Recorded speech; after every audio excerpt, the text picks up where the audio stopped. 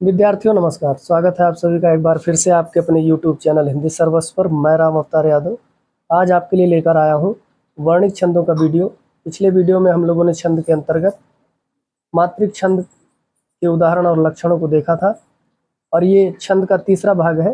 पहले भाग में मात्रा संबंधी जो नियम थे और गण के नियम का वीडियो हम लोगों ने देखा। आज इस वीडियो में हम लोग कक्षा 11 और 12 की पाठ्य पुस्तक में संकलित समस्त वर्णित छंदों का अध्ययन करेंगे। सबसे पहला जो हमारा छंद है वो है इंद्र वज्रा। इंद्र वज्रा, यहाँ गणों की गणना होगी, इसलिए हम सबसे पहले सूत्र लिख ले रहे हैं जो कि हमारा है या माता राजभान सलगा। या माता राजभान सलगा। इसमें आप देख पा रहे हैं 8 गण हैं और अंत में गा का मतलब है गुरु से। यह एक समवर्ण वृत्त है। इसका लक्षण है यह एक समवर्ण वृत्त है। इसमें 11 वर्ण,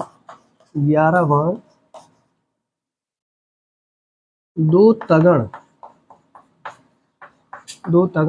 1 जगण और 2 गुरु के क्रम में रहते हैं। क्रम में होते हैं।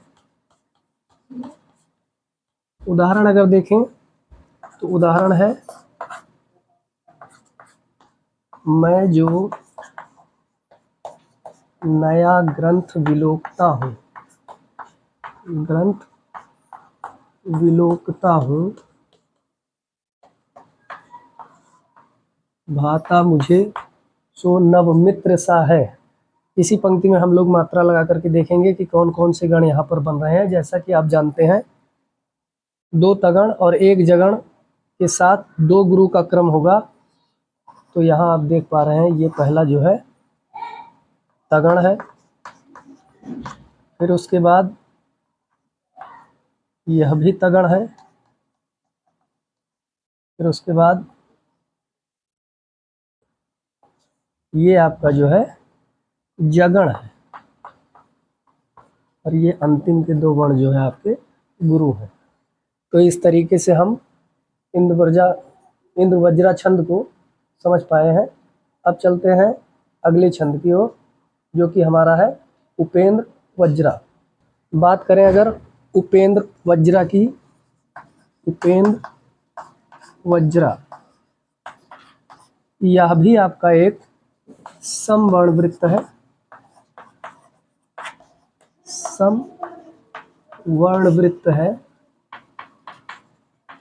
इसमें भी 11 वर्ण होते हैं लेकिन गणों का क्रम अलग होता है। इसमें 11 वर्ण, 1 जगण, 1 तगण और 1 जगण 2 गुरु के क्रम में होते हैं। 2 गुरु के क्रम में होते हैं। 2 गुरु के क्रम में होते हैं। उदाहरण देखेंगे हम लोग। उदाहरण इसका है बड़ा कि छोटा कुछ काम कीजिए, कुछ काम कीजिए परंतु पूर्वापर सोच लीजिए, बिन विचारे यदि काम होगा कभी ना अच्छा परिणाम होगा। यहाँ पर हम लोग देखेंगे पहला आपका जो है वो जगण होगा क्योंकि लक्षण में बताया गया है ना। फिर उसके बाद ये आपका जो है वो तगण है, ये आपका तगण है और उसके बाद फिर 1 जगण का क्रम है, 1 जगण। या अंतिम के दोनों वर्ण गुरु हैं। इस प्रकार हम कह सकते हैं कि यह एक समवर्ण वृत्त है। इसमें 11 वर्ण, 1 जगण, 1 तगण और 1 जगण के साथ 2 गुरु के क्रम में होते हैं। तो इसके बाद हम चलेंगे अगले छंद की ओर। अगला हमारा छंद है वो है द्रुत विलंबित। द्रुत विलंबित, द्रुत विलंबित। द्रुत विलंबित में 12 वर्ण होते हैं, इसमें 12 वर्ण होते हैं, 12 वर्ण होते हैं। और जो गणों का क्रम है वो कुछ इस प्रकार से होता है: नगण, भगण, भगण और रगण। इस क्रम में 12 वर्ण होते हैं द्रुत विलंबित में। उदाहरण की बात, दिवस का अवसान समीप था, दिवस का अवसान समीप था, गगन भी था कुछ लोहित हो चला। इस तरीके से है, लेकिन हम एक ही पंक्ति ले रहे हैं उदाहरण की। दिवस का अवसान समीप था, गगन भी था कुछ लोहित हो चला, इस तरीके से है। अब देखेंगे यहाँ पर गणों का क्रम। एक, ये पहला आपका नगण यहाँ पर है, ठीक है। फिर उसके बाद 2, 1, 1, ये आपका जो है वो भगण है ना। फिर उसके बाद ये भी आपका भगण है, और ये आपका जो है रगड़ है, रगड़। इस तरीके से हम कह सकते हैं कि द्रुत विलंबित में 12 वर्ण होते हैं और एक नगण, एक भगण, फिर भगण और रगड़ के क्रम में ये गण होते हैं। उदाहरण है इसका जो कि आपको सॉल्व कराया गया, आपके सामने गण लगा करके दिखाए गए। अब चलते हैं हम लोग अगले छंद की ओर। अगला हमारा छंद है वंशस्थ। अगला हमारा छंद है वंशस्थ। इसमें भी 12 वर्ण होते हैं, इसमें 12 वर्ण होते हैं, 12 वर्ण होते हैं। और जो वर्णों का क्रम है वो कुछ इस प्रकार से होता है: पहले जगण, फिर तगण, फिर जगण और उसके बाद रगड़। इस क्रम में इसमें कुल मिलाकर के 12 वर्ण होते हैं वंशस्थ छंद में। इसका उदाहरण हम लोग देखेंगे। उदाहरण है दिनांत था, दिनांत था, थे दिननाथ, दिननाथ डूबते। दिनांत था, थे दिननाथ डूबते। इसके आगे की पंक्ति है सधेनु आते ग्रह ग्वाल बाल थे, ठीक है ना। यहाँ हम लोग देखेंगे और किस प्रकार से गण लगे हुए हैं। ये संयुक्त अक्षर है, इसलिए एक ही गिना जाता है और उसके पूर्व का वर्ण दीर्घ गिना जाता है, इसलिए यहाँ पर हम कह सकते हैं कि ये जागण है। फिर उसके बाद अगला आपका तागण है ना, इस तरीके से तागण। फिर उसके बाद ये भी आपका जो है वो जगण है, और ये आपका जो है दीर्घ, एक दीर्घ, ये आपका जो है रगड़ है, ठीक है। ये आपका रगड़ है। तो इस तरीके से हम कह सकते हैं कि इसमें वंशस्थ छंद में 12 वर्ण होते हैं और जो गणों का क्रम है एक जगण, एक तगण, एक जगण और एक रगण के साथ होता है। दिनांत था, थे दिननाथ डूबते। उसके आगे की पंक्ति है सधेनु आते ग्रह ग्वाल बाल थे, ठीक है।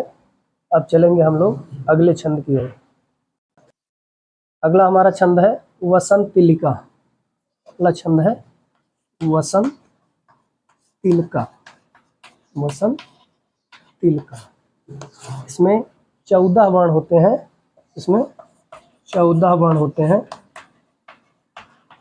14 वर्ण होते हैं। और जो गणों का क्रम है वो एक तगण, एक भगण, एक भगण, 2 जगण, 2 जगण और 2 गुरु होता है, 2 गुरु होता है। इसका जो उदाहरण है वो है 2 गुरु होता है। इसका जो उदाहरण है वो हमारा है कि बातें बड़ी सरस थे कहते बिहारी, छोटे बड़े सकल का हित चाहते थे। ठीक है, बातें बड़ी सरस थे कहते बिहारी,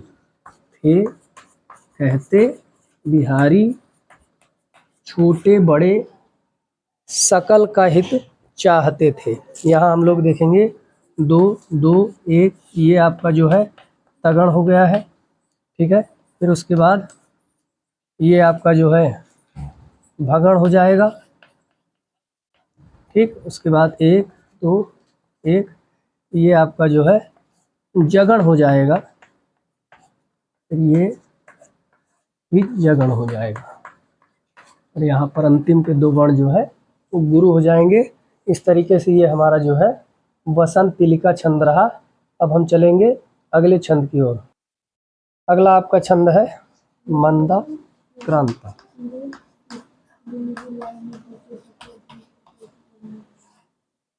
इसमें 17 वर्ण होते हैं। मंदा क्रांता में 17 वर्ण होते हैं, 17 वर्ण। और जो गणों का क्रम है वो कुछ इस प्रकार से होता है: 1 मगण, 1 भगण, 1 नगण और 1 तगण, और 2 गुरु होते हैं, 2 गुरु होते हैं। इसका जो उदाहरण है वो आपका है कि प्यारे तेरा गमन सुन के, उदाहरण है प्यारे तेरा गमन सुन के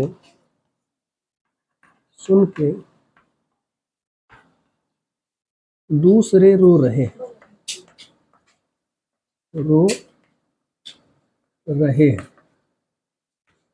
दूसरे रो रहे हैं।